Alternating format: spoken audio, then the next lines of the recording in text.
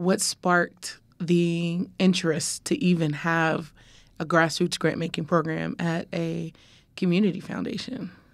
I had a very strong belief in the fact that people know what they want, and give them some information and resources, a little bit of help, they can really make things happen to change their communities.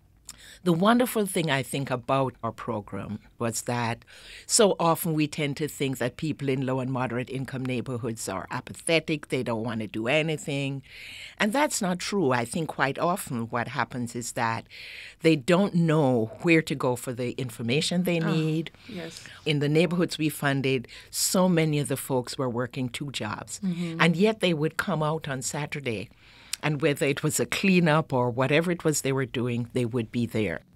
Is there a moment where you knew this was going to work? Oh, I think I had that a couple of times. There was a neighborhood that had a creek running through the neighborhood. The creek was polluted with debris and garbage, and they had no idea how to clean this up. And what the Neighborhood Fund was able to help them to do was identify another organization working on that kind of issue. And so we linked them up with the River Keepers. Yes. And they did a wonderful job of bringing the information to folks, helping them figure out what to do. Once the neighborhood folk got involved, cleaned it up, they then created a walking trail. They hooked up with the middle school. So kids were coming in to that area to learn about wildlife. And, you know, one little polluted creek evolved, and it's still going. And they still are doing work with those middle school kids, helping them to better understand their world.